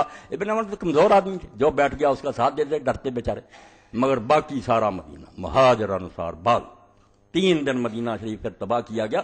چلو ان بیچاروں کس میں شہادت دی؟ تو فرماتے ہیں یہ مولوی جو تھا ابن مجاہد تائی، اس کو پتہ نہیں تھا کہ افاضل صحابہ جو چوٹی کے صحابہ تھے، وبقیت السلف، اور جو نیک لوگ زندہ تھے سو یوم الحرہ، اور مدینے والی جنگ میں کربلا کے بعد خرج ولا یزید ابن معاویہ وان ابن زبیر ومن تاب من خیار الناس خرج ولا، اور اس کو یہ بھی شرم نہیں آئی کہ عبداللہ ابن زبیر جیسا صحابی اور ان گنت مسلمان اس کے تحت مکہ میں اور مدینہ میں یزید کے خلاف نہیں اٹھے اور سارے علاقے چھین کر وہ خلیفہ نہیں بنے۔ وان الحسین ابن علی ومن تاب من خیار المسلمین خرج ولا ایذن رضی اللہ عنہ الخارجین علیہ ورانا قطرۃ، کہتا حسین ابن علی اور ان کے ساتھ جو نیک مسلمان تھے سارے اٹھے، اور دعا سن لیں، کٹڑ اہل حدیث ظاہری اموی کیا دعا کرتا، یہی میری دعا، ناراض ہوں لعنت پر، کرتا ہوں لعنت ان پر، رضی اللہ عنہ الخارجین علیہ، جو یزید کے خلاف اٹھے تھے اللہ ان سے راضی ہو، ولانا قتلتہم، اور جنہوں نے ان کو قتل کیا نیک لوگوں کو اللہ کی ان پر لعنت، وہ سارے حکومت کے عاملین ان پر اللہ کی لعنت۔ وان الحسن البصری و کابر التابعین خرج الحجاج بسیوف، اور اس کے بعد کہتا 4000 قرآن کا عالم جو ساری دنیا میں تھا قراء، وہ سارے قرآن کو ماننے والے میدان میں آئے کہ نہیں؟ قراء کا جنگ حجاج بن یوسف کے خلاف تلواریں لے کر نہیں آئے، سعید بن جبیر جیسے آترا ہؤلاء کفر۔ وہ کہتا ابن مجاہد تائی جو فتویٰ دیتا کیا یہ سارے کافر ہو گئے؟ اگر اجماع تھا تو یہ سارے صحابہ اور تابعین کافر ہیں؟ بل واللہ من کفرهم فهو حق بالکفر منهم، بلکہ اللہ کی قسم جو ان کو کافر کہتا ہے وہ زیادہ لائق ہے کہ اس بدماش کو کافر کہا جائے، کافر تو ہے وہ نہیں تھی۔ والامری لو کان اختلاف نے یخفى لا ذر نہ ہو، اور کہتے ہیں اگر کوئی ایسا اختلاف ہوتا کہ وہ چھپا ہوا ہوتا پھر بھی ہم معذور سمجھتے کہ اس بیوقوف کو علم نہیں ہوا، مگر یہ تو آسمان کے سورج کی طرح پتہ کہ مدینہ سارا اور مکہ اور مصر و شام سارے خلاف اٹھے تھے ان کے، ولکنہ مشہور یعرف اکثر من فی الاسواق والمخدرات فی خضورہن الاشتہار، مگر یہ تو ایسا مسئلہ ہے جو مشہور ہے جس کو بازاروں میں گھومنے والے بچے عورتیں بھی جانتے ہیں کہ مدینہ اٹھا تھا، حسین اٹھے تھے، تابعین اٹھے تھے، اور پردوں میں چھپی ہوئی عورتیں بھی جانتی ہیں کہ ایسا ہوا تھا۔ ولیکن یحق علی المرء ان یختم کلامہ ویضم الی بعد تحقیق المیل، تو چاہیے کہ جس کو اللہ نے عقل دی ہے وہ اپنے کلام کو لگام دے، کتابیں لکھنے سے پہلے 1000 مرتبہ سوچے کہ میں کیا بکنے لگا ہوں، ویعلم اللہ تعالیٰ بالمرصاد، اور سوچے کہ جو میں کہہ رہا ہوں اللہ دیکھ رہا، میں نے اس کا حساب، ناراض ہوئے ہیں وَأَنَّ كَلَامُ الْمَرْءِ مَحْسُوب مکتوب مسئول عنہ یوم القیامت، اور پتہ ہے کہ ایک ایک بات پر تو اسے سوال ہوگا اللہ کے ہاں مقلدن اجرا من اتبع وزرہ، جو تیری بات سن کر اس پر چلیں گے یا اس کا ثواب تجھے ملے گا، یا جتنوں کو تو گمراہ کر کے مرا سب کا تجھے عذاب ہوگا۔ انتہا بحروف وقرر کی جمال الدین الرحیم لم یاتر، کہتے ہیں جمال الدین فقیم نے ساری عبارت لکھی، اس کو قائم رکھا، کوئی اعتراض نہیں کیا۔ یہ میں نے حوالہ پڑھ دیا کہ ظاہری ہے، جیسے ابن حزم کی عالم محلہ ایر حدیث بھی وہاں نہیں جاتے جہاں تک وہ گیا، بالکل خالص کتاب و سنت اور بنو امیہ سے، مگر وہ کہتا تم ان ظالموں کی حمایت کرتے ہو، ان کا کہتے ہو کہ یہ خلیفے ہیں۔ یہ ایسے ہی جیسے کسی کی بیوی کو لے گیا آپ اس کو خاوند کہنے لگے، اور خاوند والی حدیثیں پڑھیں، خاوند کی نافرمانی نہیں کرے، وہ خاوند ہو تو ہے نا، حدیثیں خاوند کی آپ اسے اغوا کرنے والے پر پڑھ رہے ہیں۔ جو امت کو اغوا کر گیا، غصب کر لی خلافت اس نے، امت نے نہیں چنا، وہ کب ہے خلیفہ؟ کہ آپ وہ حدیثیں پڑھیں باغیوں والی۔ یہ دوسری دیکھیں، یہ قاضی ابو بکر بن جساس ہے، ان کی تفسیر ہے احکام القرآن، چوتھی جلد، سورہ حجرات۔ تو فرماتے ہیں کہ امام مالک رحمۃ اللہ علیہ سے پوچھا کہ اگر کوئی ظالم بیٹھ گیا، اس کے خلاف لوگ اٹھے، بغاوت جس کو جرم بنا دیا، بغاوت حکومت کی نظر میں کرایہ کیوں اٹھی، یہ نہ دیکھا کہ بغاوت تو زیادتی کو کہتے ہیں، اگر حکمران زیادتی کر رہا وہ باغی، اگر رعیت زیادتی کر رہی وہ باغی۔ باغی کوئی ایسی ٹرم نہیں ہے کہ وہ ایک ہی معنی ہے، بدلتی نسبتی بات ہے، جو حق سے ہٹے گا باغی۔ وقد روى ابن القاسم عن مالک، یہ 1709 سوا چوتھی، ام مالک اذا خرج على الامام العدل خارج وجب الدفع مثل عمر بن عبد العزیز۔ امام مالک نے فرمایا اگر تو کوئی حکمران ہے عادل، عمر بن عبد العزیز جیسا، پھر کوئی خبیث اٹھتا اور امت میں گڑبڑ ڈالتا، تو پھر فرض ہے کہ لوگ اس عادل حکمران کا ساتھ، اس خلیفہ کا ساتھ دیں، اس ظالم کا سر کچلیں۔ فاما غیر فدا ينتقم اللہ من ظالم مثلہ، اگر کوئی ظالم ہے اور ظالم ہی اٹھ کھڑا ہوا، ہاں، تو پھر کسی کا بھی ساتھ نہ دیں، اللہ کو نبٹنے دیں کہ وہ ظالم سے ظالم کو جوتیاں مروا رہا ہے، آپ تماشا دیکھیں، ہاں، ظالم ہے تو ظالم سے بہتر ہے۔ ثم ينتقم من كلائما، پھر اللہ ان دونوں سے بدلہ لے گا قیامت کے دن۔ قال اللہ تعالیٰ فاذا جاء وعد اولاما، یہ پڑھا قال مالک اذا بوجل الامام فقام علیہ اخوانہ قتل اذا كان له ولد۔ یہ سن لیں مسئلہ، یہ ساری حدیثیں کتابت میں شیوخوں کو جا کر پڑھا دیں کہ یہ حدیثیں ظالموں کے لیے نہ خدا کے لیے پڑھیں، جو دین میں خلیفہ کے چنا ہوا یہ ہے ان کے لیے، بالکل اس کی صرف نافرمانی کریں گے ہم غلط بات میں، مگر بغاوت نہیں کریں، کافی حد تک برداشت کریں گے جب تک انتہا نہ ہو۔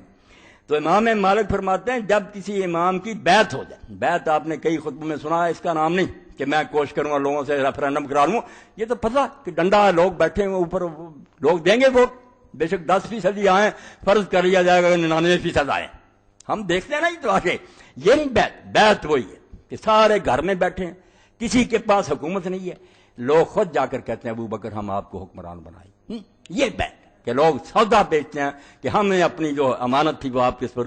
فرمایا جب خلیفے کی بیعت ہو جائے تو پھر اس کے بھائی اس کے خلاف اٹھ کھڑے ہو، تو جنگ کی جائے گی ان بھائیوں کے خلاف اگر پہلا آدمی عادل ہوگا، پہلا حکمران عادل ہے نا، خام یہ اٹھ کھڑے فاما هؤلاء فلا بیعت لهم اذا كان بوجا رمل الخوف، اور اگر یہ لوگ جو ہیں اپنے زمانے کے کہا بنو عباس بیعت ہو بھی لیتے تھے، بیٹھ گئے دو بات، کس کی موت آئی ہوئی کہ بیعت نہ کرے، ہاں جی ہاں جی ہاں جی ٹھیک ہے ٹھیک ہے ٹھیک ہے، ضمیر بیچنے والے تو ہر زمانے میں۔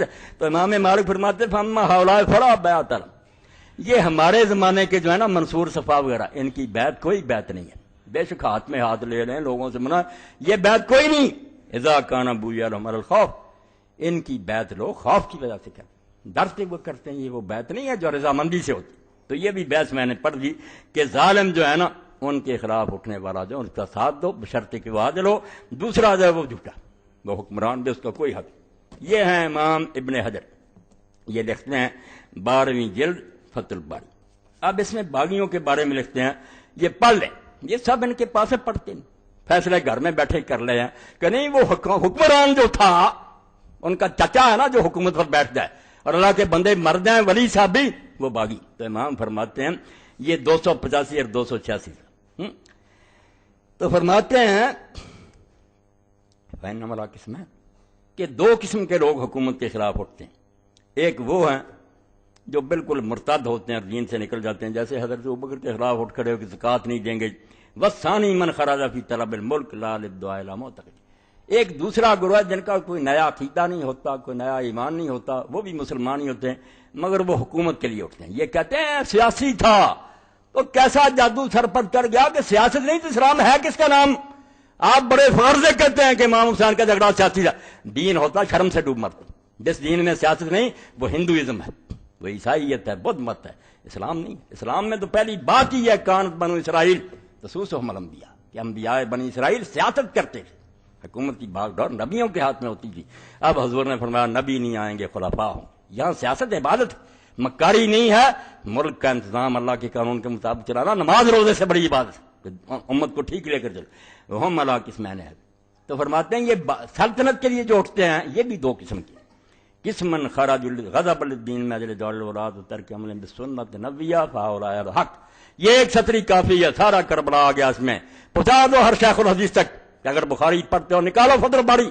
فرماتے ہیں ایک گروہ ہیں جو نکلے ہیں سلطنت کے لیے مگر اپنے لیے نہیں، وہ اقتدار اس لیے نہیں چاہتے کہ عیش کریں گے، معلوم غضب الدین، انہیں دین کا جوش آیا ہے من اجل دور الاولاد، کیونکہ حکمران جو ہیں وہ غلط ہو گئے، حکمران ظالم ہو گئے، دین چھوڑ دیا انہوں نے، ترک عمل بالسنت نبویہ، اور اللہ کے نبی کی سنت پر عمل کرنا انہوں نے چھوڑ دیا۔ اس لیے یہ بیچارے اٹھے ہیں کہ ہماری زندگی میں اللہ کے رسول کے دین پر عمل تم نے چھوڑ دیا۔ یہ کون ہے پھر؟ یہ باغی ہیں، فہؤلاء اہل حق، یہ باغی نہیں ہیں، یہ حق والے ہیں۔ اور کون ہے وہ؟ ومنهم حسین ابن علی واہل المدینہ فی الحرہ والقراء الذین خرجوا الحداد، وہی ابن حزم والے حوالے، انہی اہل حق میں سے ہیں جو صرف دین کی غیرت سے اٹھے تھے۔ حسین ابن علی ہیں مدینے والے حرہ میں، اور وہ قاری ہیں 4000 قاری، ایک آدھا عالمی 4000 جو سارے شہروں میں تھا اس پوری دنیا میں حجاج کے مقابلے میں آیا۔ جانے دیجیے دیر و جماعت میں پڑھنا، کربلا پر نہ رک جانا، پتہ چلے کہ جو عالم اسلام میں قاری تھا نکل کھڑا ہوا، جانے دی اور بعد میں تباہ ہوئے۔ تو فرماتے ہیں وہ قاری جو حجاج کے مقابلے میں اٹھے، وَقِسْمٌ خَرَجُوا لِطَلَبِ الْمُلْكِ فَاقْتَسَبَوا كَانَ فِيهِمْ شُبْهَةٌ وَالْأَمْلَاءُ وَهُمُ الْبُغَاة۔ ایک ٹولہ وہ ہے جن کے پیش نظر کوئی دین نہیں، کوئی مقصد نہیں، صرف حکومت کا لالچ ہے، یہ باغی، اس گروہ کو باغی کہیں گے جو دین کے لیے جوش میں 286 اور 285 ہے۔ تو میں نے خلاصے کے طور پر آپ کے سامنے یہ مضمون بیان کر دیا کہ حکومت پر نظر رکھنا اہل اسلام کے لیے سب سے مقدم فرض ہے۔ نماز روزے سے زیادہ فکر یہ کریں کہ ہمارے ملکوں میں باغ ڈور جو سنبھالے ہوئی کیسے لوگ اللہ رسول کے مطیع ہیں، تو ان سے محبت دین ہے، ان کے لیے دعائیں مانگنا، ان کی خیر خواہی، ان کے حق میں یہ دعائیں کہ اللہ انہیں کامیابی لازم، اور اگر وہ ظالم ہیں ہم ان سے بغض کریں گے، حدیث پاک بغض کرو، ان پر لعنت کرو، اللہ سے دعائیں کرو کہ اللہ ان ظالموں سے جان چھڑاوے، اور جہاں تک ہو سکے ان کا کوئی ساتھ نہ دو۔ یہ دین ہے، بالکل یہ خلاصہ ہے، ورنہ فقہ اور حدیث کے دفتر اس پر ڈھیروں ڈھیروں، مگر غلط ہو جانے کی وجہ سے یہ فصل جو میں نے بیان کر دی نا، یہ ترجمہ کرا دو اللہ کے بندو، یہ 40-50 صفحے جو ہیں واضح کر دیا اس نے کہ حکمران سمجھو تو صحیح ہوتا کون ہے، جو تخت سنبھالے وہ حکمران، جو زبردستی چھینے گا وہ خلیفہ نہیں ہے، نہ اس کے لیے کوئی حدیث ہے، وہ ظالم ہے، اس سے حکومت چھینی فرض ہے، بغاوت نہیں ہے، عبادت۔ صرف دین والا جو ہے اس کے خلاف نہیں اٹھنا، اس کا ساتھ دینا، اس کی مدد کرنا، اس کی حمایت کرنا، یہ بالکل دین اسلام۔ باقی وہ بات بھی آپ ذہن میں رکھیں، کتاب میں لوگ لکھتے ہیں، حوالے دیتے ہیں کہ لو جی اس کے ساتھ جہاد کے لیے کیوں گیا پھر اگر وہ برا تھا؟ صحیح بخاری دیکھ لیں، ابو داؤد دیکھ لیں، یہ تو اللہ کے رسول نے مہربانی فرمائی کہ ہمارا کام رکا نہیں، فرمایا امام بر بھی ہوگا یا فاجر ہوگا، حکمران نیک ہوگا یا بدماش ہوگا، جہاد نہ روکنا، تم نہ دیکھنا وہ جہنم میں جائے، تم نیت نیک سے جہاد کرنا۔ جب نماز کی باری آئی فرمایا کوئی آدمی نیک ہو بدماش ہو نماز نہیں چھوڑنا۔ یہ بھی میں نے وحدت امت لکھی، یہ بھی میرا پوائنٹ یاد رکھیں، میں نے یہ انتشار نہیں چاہتا، میں یہ کہتا ہوں کام جو ہے یہ نہیں سٹاپ ہونے چاہیے، اس سے نفرت کرو، اس کو الگ کرنے کی کوشش کرو، دعائیں کرو اللہ کو موقع دے، مگر کام سب ہونے چاہیے۔ اگر حجاج ظالم جیسا بھی نماز پڑھا رہا گا، صحیح بخاری میں ابن عمر اس کے پیچھے نماز پڑھتے، یہی ان کی دلیلیں ہیں کم بختوں کی، بے علموں کی، کہ فلانے نے حج کرایا لوگوں نے کیا پڑھا؟ بھائی کہیں دین میں آتا جو حج پڑھائے گا بری ہونا چاہیے، فاسق پڑھاتے رہے لوگ ان کے پیچھے پڑھتے رہے۔ علماء نے اس سے نتیجہ یہ نکالا کہ فاسق کی امامت بھی جائز ہے، اور جب دلیل تھی ہے کہ کیوں بدکار کے پیچھے نماز جائز ہے، فرماتے ہیں لوگوں نے حجاج کے پیچھے نہیں پڑھی، وہ افسق اہل البریہ، امام نے فرماتے ہو کائنات میں سب سے بڑا بدماش تھا، لوگ اس کے پیچھے نماز پڑھتے تھے۔ اس لیے نماز جو مولوی کہے نا سن لو، کسی مولوی کی بات نہیں مانی، ہر فرقے کے پیچھے پڑھو، ہر شخص کے پیچھے پڑھو، اس کے ہمارا اس کے ساتھ۔ دین میں کہیں نہیں آیا کہ شیعہ کے پیچھے نہ پڑھو، خارجی کے پیچھے نہ پڑھو، کوئی کو گاڑیاں دے دے بھگتا پھرے گا خارجی، نماز نہیں چھوڑ سکتا۔ ابن حزم رحمۃ اللہ علیہ فرماتے ہو ایک دن میدان عرفات میں ایسا اجتماع ہوا، لوگ یہ بھی دانت نہیں میری پلے باندھتے، امت کی وحدت کے لیے قربانی دیں گے ہم، اس سے نفرت کریں گے وہ بے ایمان ہے، مگر نماز نہیں چھوڑیں گے۔ نماز اگر ہم الگ کریں گے دین کے ٹکڑے ہو جائے گا۔ نماز مسلمانوں کی وحدت ہے، کسی مسجد میں ہو رہی ہے، قبلہ پڑھ رہا، قرآن پڑھ رہا، تو 3 گروہ آ گئے میدان عرفات میں، تینوں کا آپس میں جھگڑا تھا اس زمانے میں حکومت کا۔ ایک طرف عبداللہ بن زبیر رضی اللہ کا کیمپ تھا، ایک طرف عبد الملک بن مروان کے لوگ تھے، ایک طرف نجدہ خارجی تھا۔ ابن عمر ان جھگڑوں میں نہیں آتے تھے کہ مسلمانوں کا فساد میں نہیں ہوں، مگر نماز ان سب کے پیچھے پڑھتے تھے، جو مسلح پر قابض ہو جاتا تھا یہ پڑھتے۔ تو لوگوں نے ان سے پوچھا کہ آپ نماز سب کے پیچھے پڑھ، فرمایا قرآن نے کہا تعاون علی البر والتقوی، جب نیکی کی کوئی آواز دینا حی علی الصلاۃ، تو میں کیوں نہ اس کی مانوں؟ اس وقت کوئی برائی کے لیے کہہ رہا، جب وہ کہے گا مسلمانوں کو قتل کریں نہیں مانوں گا، تو نماز نہ خدا کے لیے چھوڑے۔ بالکل یہ لکھتے ہیں نا بدعتی کے پیچھے نماز، اللہ ان پر کرے جو جس کے یہ لائق، ظالم ہے، اہل حدیث ہیں دوسرے سب ظالم۔ میں نے پڑھا ایک دلیل نہیں ان کے پاس، نہیں یہ اہل باطل، بھئی ایک من گھڑت باتیں ہیں، کیسی بات؟ آپ اللہ رسول کی بات بتائیں، کہیں اللہ نے کہا کہ قبلہ رخ ایک شخص قرآن پڑھ رہا ہے اس کا عقیدہ کچھ ہے؟ دین میں وہ حوالات ہیں جہاں آپ نے کہا امام کا عقیدہ پوچھا، ظالم۔ اب بھی کتابیں آ رہی ہیں بدعتی کے پیچھے نماز، جھوٹے، نماز نہیں ہم چھوڑ سکتے، ہمیں کیا بدعتی ہے؟ وہ حسن بصری رحمۃ اللہ علیہ کا قول یاد رکھیں جو صحیح بخاری میں، لوگوں نے پوچھا بدعتی، اور اس زمانے میں بدعتی یہ بریلوی نہیں تھے کہ درود و صلوات پڑھتے تھے، وہ بدعتی تھے جن کے عقیدے نئے تھے، کوئی رافضی بن گئے تھے، کوئی خارجی بن گئے۔ پوچھا عقیدے کے بدعتی، عقیدے نئے، فرمایا صلی خلفہ علیہ بدعت، پڑھ نماز اس کے پیچھے، اس کی بدعت کا وبال اس پر ہوگا۔ تجھے کسی نے کہا کہ عقیدہ پوچھ، اور جلدی روایتیں بنا لی کہ ان کی نماز قبول نہیں ہماری، بھئی آپ کو کیا فکر پڑی؟ اس کی نہیں قبول ہوگی، آپ کی نیت نیک ہو جائے گی۔ کہیں دین میں آتا کہ پہلے پتہ کرو کہ امام کی، پہلے آپ اللہ تعالیٰ کو یہ فیکس کریں کہ مولوی صاحب کی ہوگی، پڑھیں نماز کی نہیں، بھئی کس چکر میں آپ پڑھے ہوئے؟ آپ اپنی نیت نیک کریں، قرآن پڑھ رہا ہو قبلہ رخ۔ لوگوں نے کہا کہ آپ ایسے نجدہ خارجی کے پیچھے پڑھتے ہیں، تو صحابہ نے کہا ہم بھائی اس کے پیچھے نہیں کھڑے ہوتے، ہم قرآن کے پیچھے کھڑے ہوتے، قرآن پڑھ رہا ہم قرآن کی اصلاح کریں۔ تو اس لیے ایک طرف تو وقت سے امت کو نقصان نہیں پہنچنا چاہیے کہ نمازیں سب کے پیچھے پڑھو۔ اگر وقت آ جائے اللہ پناہ دے کہ کوئی ظالم مسلمان علاقوں پر حملہ کر دے، جیسے عراق میں ہو گیا، افغانستان میں، یہاں بھی کوئی کر دے کم وقت 65 کی جنگ کی طرح، پھر ہم نہیں دیکھیں گے کہ حکمران کون ہے، نہیں حکمران کا نہیں، یہ ملک مسلمانوں کا ملک ہے، دارالاسلام ہے، اس کا ایک چپا مسجد ہے، پھر ہم مر مٹیں گے، پھر کسی کے اعلان کی ضرورت نہیں، ہر مسلمان مرد عورت پر فرض ہو جائے گا کہ ملک کی حفاظت کرے۔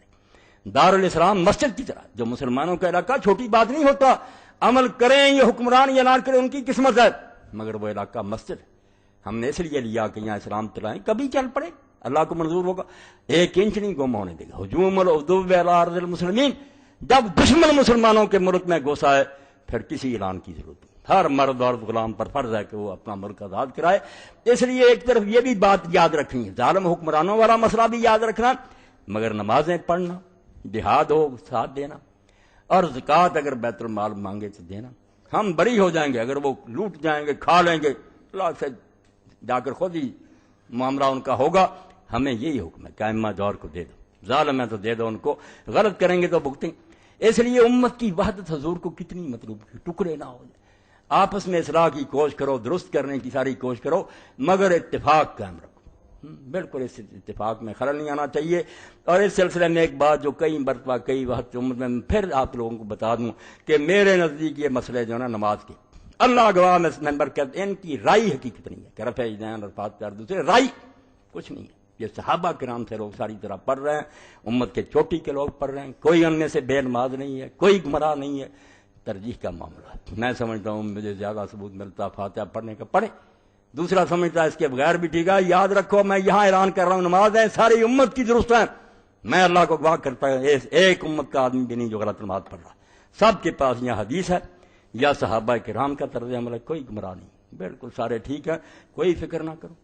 بس یہ بات یاد رکھو کہ ابو عامر حنفی اور کفال مرضی شافی ایک دور میں 2 امام تھے چوٹی کے، اور کئی مرتبہ اگر کوئی فوت ہو جاتا وہاں اکٹھے ہوتے تو لوگ اس موقع کے منتظر رہتے تھے کہ یہ 2 امام آئیں گے وہاں، تو اشارے ثواب کے لیے قرآن خوانی وغیرہ یہ کول شول نہیں ہوتے تھے، لوگ افسوس کرتے تھے، دعا کرتے تھے، تو لوگ منتظر رہتے تھے کہ یہ دونوں امام آئیں گے، کوئی مسئلہ چھیڑ دو، سوال چھیڑ دو، تو پھر علم کے دریا بہتے تھے، امام عامر حنفی دلائل دیتے، ادھر کفار لوگ کتابیں نوٹ بکیں ساتھ رکھے، وہاں رسالے بنے تھے علم کے۔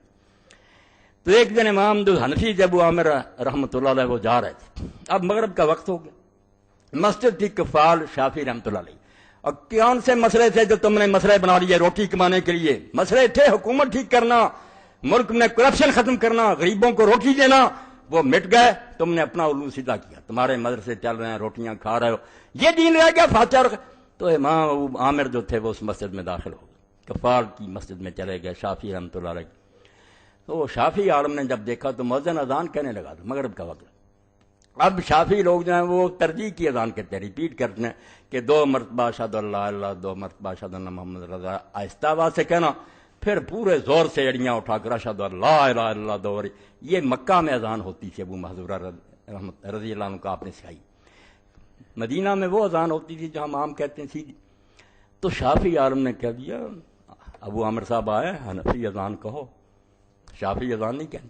پتا تھا کہ دونوں سنت، ایک مکہ میں تھی، کیا فرق پڑ گئی؟ اب اذان جب حنفی طریقہ سے ہوئی تو نماز کے لیے بھی انہوں نے ابو عامر کو کر دیا۔ اور کون ان ملاؤں کو سمجھائے؟ کیوں دین کا ستیہ ناش کرتے ہو؟ اسلام ایک ہی ہے، اللہ رسول کے دیوانے ہیں سارے، آگے کر دی۔ اب امام ابو عامر نے کہا، اتنی میرا احترام کیا کفار نے، انہوں نے اللہ سینے پر ہاتھ، حنفی طریقہ چھوڑ دیا نا پر، آمین اونچی آواز سے کی، رفع یدین کیا۔ یہ خود واقعہ مولانا شاہ رحمۃ اللہ علیہ نے اور مولانا یوسف بن نوری رحمۃ اللہ نے معرف سنن میں لکھا۔ کتنی بڑی اونچی مثال کہ کوئی نے نمازوں کا نہیں بگڑتا، میں رفع یدین چھوڑ دوں، وہ حنفی کر لے، کوئی اچھوت نہیں ہو جائے گا۔ سب لوگوں نے یہ شرارتیں شروع کر رکھی ہیں، کوئی بات نہیں۔ کوئی اللہ کا بندہ جس کے سر پر آپ قرآن رکھ دیں کہ اللہ کو حاضر ناظر کیا ہے، صحابہ کرام میں دونوں طرح کے لوگ تھے، رفع یدین کرتے تھے، چھوڑتے نہیں، مانے گا۔ امام ترمذی سے بڑا امام بخاری کا کون شاگرد ہے؟ وہ خود کہتے کہ کرنے والے بھی تھے، چھوڑنے والے۔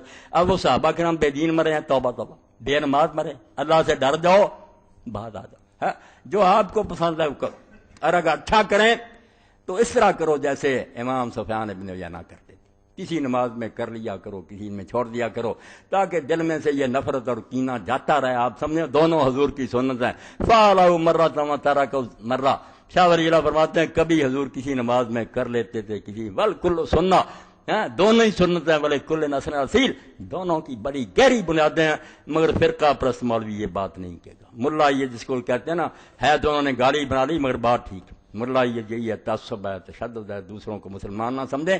تو اللہ کے لیے یہ 1 سال کا میرا آخری خطبہ تھا اس خلافت کے بارے میں۔ اللہ تعالیٰ مجھے اور آپ سب کو خیریت سے رکھے، اور حکومت اسلامیہ کے لیے ہمارے دلوں میں تڑپ پیدا کرے۔ آپ اپنی نمازوں میں روئیں کہ اللہ وہ دور آئے رسول اللہ کا، ابو بکر عمر کا، عثمان علی کا، ایسا دور جس میں خلافت راشدہ ہو، خلیفہ پھٹے کپڑے پہنے، لوگوں کے مکان اچھے ہوں، اس کا گھرا ہوا، وہ رات کو گھومے کہ غریبوں کی خبر لے، وہ بابرکت دور زمین پر آ جائے، واشرقت الارض بنور ربہا، اور یہ زمین اللہ کے نور سے چمک اٹھے، جلوے چمکے، غریبوں کو بھی جنت مل جائے۔ اس کے لیے کوئی کوشش کرو جو اصل دین ہے۔ یہ چھوٹے چھوٹے مسئلے کوئی نہیں، یہ وقت گزاری کے لیے، اپنی دکانیں چمکانے کے لیے ہیں۔ وآخر دعوانا الحمدللہ رب العالمین، وصلی اللہ تعالی علی خیر خلقہ محمد وآلہ واصحابہ اجمعین۔ بسم اللہ، الحمدللہ،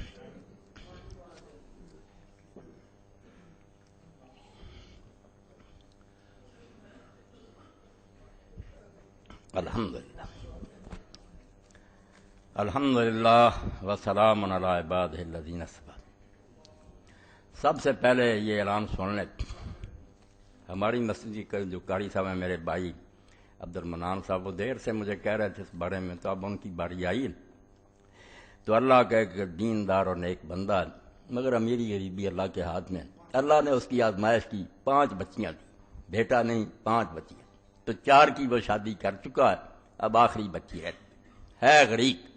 اب آپ سب کے دل اس فکرہ سے ہل جانے چاہیے، اور آپ سب کو چاہیے کہ جو کچھ آپ زیادہ سے زیادہ تعاون کر سکیں، یہ سمجھ کر کہ اس غریب کی بچی نہیں، میری اور آپ کی بچی، بالکل اس کی مدد کرائیں۔ آپ نے، اللہ کے رسول نے فرمایا، جو کسی مومن کا دل خوش کرتا ہے وہ دراصل مجھے خوش کرتا ہے۔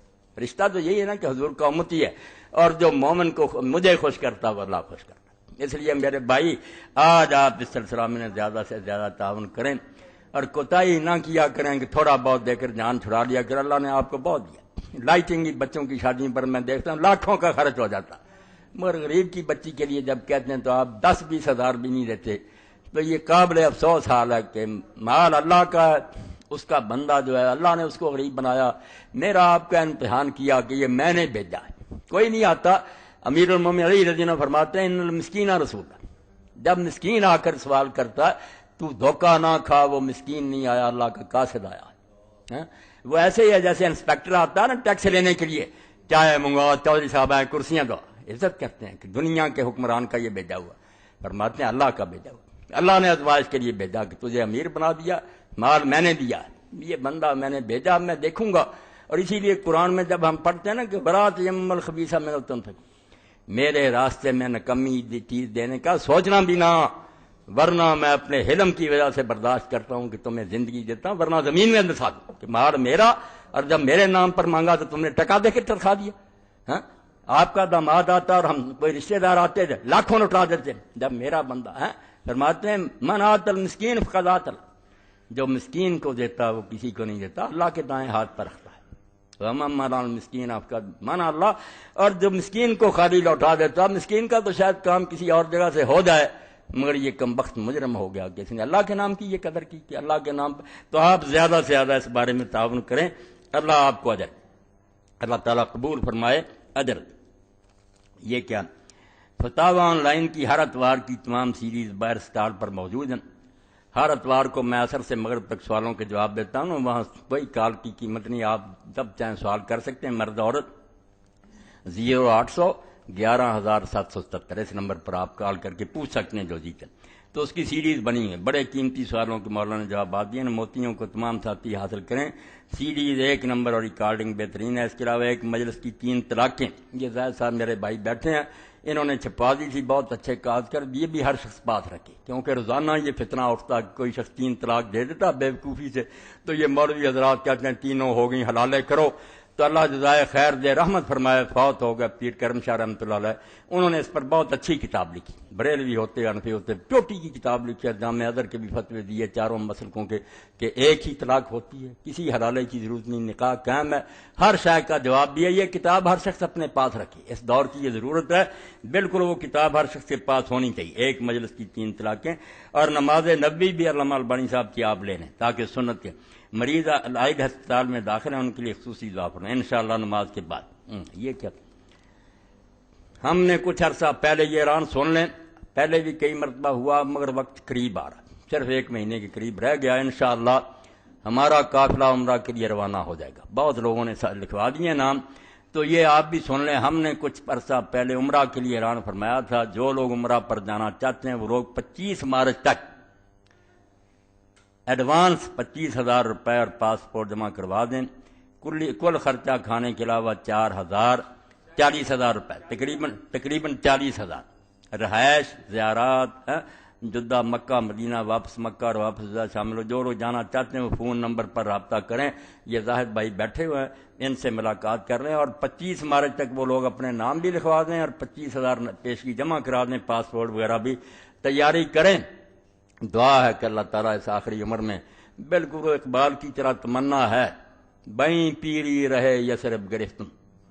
فرماتے ہیں بوڑھا ہو گیا ہوں، تصور میں کہتے ہیں، اور مدینہ شریف کے راستے پر تیر رہا ہوں. اپنے خیال میں بیچارے سوچ رہے نا وہ نصیب نہیں ہوا، مگر میری آرزو یہی ہے کہ ہم سب کو اللہ تعالیٰ آخر عمر میں یہ موقع دے. زندگی کا تو اعتبار ہی، بیں پیری رہے یسرب گرفتم، نوا خان سرور ہے آشکانہ. اپنے خیال میں کہتے ہیں مدینہ شریف کو جا رہا ہوں بڑھاپے میں، اور نشے میں حضور کی نعتیں پڑھتا جا رہا ہوں. چواں مرغے کے در سہرا سرے شام، شاید پر بفکر آشیانہ. کیسی مثال دی ہے کہ جب پرندے کا وقت ہوتا ہے شام کا تو وہ پھر اپنے پر کھولتا ہے اپنے آشیانے کی طرف جانے کی. اور مومن کا اصل آشیانہ مکہ اور مدینہ ہی ہے. کتنے ترستے ہیں کہ وہاں موت آ جائے، حضور کے روضہ کے سائے میں دفن ہو جائیں. جو شیخ الہند محمود الحسن رحمۃ اللہ علیہ تھے، جو بند کے بانی تھے، تو ان کے نواسے تھے، وہ پیامی تخلص کرتے تھے شاعر سے. بات جب آ جاتی ہے پھر مزہ آتا نا مجھے، میں پھر ختم نہیں کرتا. تو جلسہ ہو رہا تھا اسکول میں، لوگ سیرت النبی پر تقریریں کر رہے تھے، تو پیامی رحمۃ اللہ علیہ نے ایک شعر پڑھا جس پر ہیڈ ماسٹر سے لے کر پھر سارا مجمع بچے روئے. پیامی صاحب نے کہا پیامی موت سے ڈرتا نہیں، پر آرزو یہ ہے کہ پہنچے روضہ خیر الورا پر موت سے پہلے. موت کی تو فکر نہیں، مگر اللہ مرنے سے پہلے روضہ رسول پر بولا قیامی موت سے ڈرتا نہیں پر آرزو یہ ہے کہ پہنچے روضہ خیر الورا پر موت سے پہلے۔ تو اس سلسلہ میں یہ لوگ رابطہ ان سے کریں۔ ماں مارد کا معنی عفت، یہ بچیوں کے لیے بہترین چیز ہے، یہ آپ لے گئے مولانا فقیر اللہ صاحب سے اپنی بچیوں بیٹیوں کے لیے تحفہ لے جایا کریں۔ خواتین ہی لکھتے ہیں، ان کتابوں کا بھی اعلان کریں، فکر اسلامی یہ بھی مولانا فقیر اللہ کے پاس ہے، باتیں یہ بھی قرآن میں ہیں، اصلی قسم کے اعلیٰ قسم کے تبرکات بھی حاضر خدمت ہیں۔ اللہ کے ہاں حرام بندوں کے لیے آسان، جو چیزیں حرام ہیں ہم نے حلال کر رکھی ہیں، یہ کتابیں بہت اچھی ہیں، لے سکتے ہیں۔ میرے ابو محمد اعجاز حسین ایک جھوٹے کیس میں پکڑے گئے ہیں، ان کی رہائی کے لیے دعا کرائیں، انشاءاللہ سب کے لیے، جن پر بھی ظلم ہو رہا۔ اب ایک کتاب یہ میرے ساتھی نے رکھ دی، طاغوت کے تعاون سے جہاد، وہ بات جو خطبے کے شروع میں ہوئی نا، دین کو ذبح کر دیا نا دعویٰ والوں نے، یہ کتاب لے کر طاغوت سے تعاون اور جہاد، توبہ توبہ، جس کے کفر کا حکم ہے کہ من یکفر بالطاغوت، طاغوت کا کفر کرو، موسم اس کے ساتھ تعاون۔ جب لوگوں نے کہا کہ تم تو طاغوت سے مل کر جہاد کر، راز کھل گیا، خود مان گئے کہ واقعی ہم ایجنسیوں کا جہاد کر، تو فتویٰ بنا لیا کہ طاغوت سے تعاون کر کے جہاد۔ یہ پوری کتاب اس قابل ہے کہ اس کو آگ میں جلا دیا جائے، جھوٹے حوالے، غلط دلیلیں، اور اس بارے میں اب زیادہ تبصرہ نہیں کر سکتا۔ ایک کتاب کہوں گا، یہ ویس بھائی بیٹھے سب سے جو اسلام کے لیے کوشش کر رہے ہیں لوگ، تحریک، وہ کتاب مولانا احمد رضا خان بریلوی رحمۃ اللہ علیہ کی المحجۃ المعتمنہ، المحجۃ المعتمنہ، اس کو چھپا کر تقسیم کریں۔ جب کانگریسی ملاؤں نے کہا کہ ہندوؤں کے ساتھ اتحاد کرو اور ملک کو آزاد کراؤ، میں کہتا ہوں عالم اسلام میں ایسی کتاب کوئی ماں کا لال لکھ ہی نہیں سکا کہ کفار سے تعاون جائز ہے، کافروں سے دوستی حلال ہے۔ المحجۃ المم، آیتوں کے جواب اور جو حدیثیں انہوں نے دی ان کے جواب اور فقہا کے حوالے کہ کفار صرف کتے ہیں، اور کتوں سے جیسے آدمی شکار کر سکتا، اگر مسلمانوں کی حکومت بہت مضبوط ہو اور یہ دو چار کتے ہوں کافر، ان کو ڈوری میں ڈال کر کام دے سکے، کوئی اندیشہ نہ ہو فتنہ، پھر ان سے تھوڑی بہت مدد لینے کی اجازت ہے، ورنہ کفار اس قابل نہیں ہے کہ ان کی تعظیم کی جائے۔ تو المحجۃ المعتمنہ، بھائی اللہ کے بندو، اس دور میں چھپا کر بانٹ دو خدا کے لیے، تاکہ پتہ چلے کہ یہ کفار سے جو تعاون ہو رہا ہے کفر ہے، اسلام کو چھری پھیر رہے ہیں لوگ، کسی کے ساتھ اعتدال نہیں، کوئی روشن خیالی نہیں، یہ کفار ہیں۔ ہم یا قرآن کو جھوٹا کہیں یا ظالموں سے دوستی کریں، نہیں ہو سکتا، یہ ہمارے خیر کا اللہ کا کلام جھوٹا جو کہتا ہے لا یارونکم خبالا، یہ یہودی عیسائی ہندو تمہاری کبھی خیر خواہی نہیں کر سکتے، جو خرابی کر سکتے ہیں وہ کر کے چھوڑیں گے، کوئی ان پر اعتماد نہ کر، ہم قرآن کو دفن کر دیں۔ تو المحجۃ المعتمنہ فی آیات الممتحنہ، یہ ایسی کتاب ہے، میں اللہ کو گواہ کر کے میں نہیں دیکھتا کہ وہ بریلوی ہیں، یہ کون ہے، ایسی لکھی ہے فقہا کے حوالے سے، حدیثوں سے دھجیاں اڑا دی ہیں کہ کون سے حوالے دے رہے ہیں، کوئی مشرکوں سے مدد، اللہ کے رسول کے سامنے آئے لوگ 700 بندہ کہ حضور ہم مدد کرتے، فرمایا اسلام لائے ہو، کہا نہیں، فرمایا فلاں استعین المشرک، میں کافروں سے مدد نہیں لیتا، ہم دین کا کام کر رہے ہیں، کافروں کا کیا یہاں تک۔ تو اللہ کے لیے دین کو نہ خراب کرو، تم سے دین نہیں نہ ہوتا عمل، تو دین کو اصل حالت میں رہنے دو، طاغوت سے نہ ہمارا تعاون کراؤ، دین کو نہ تباہ کرو۔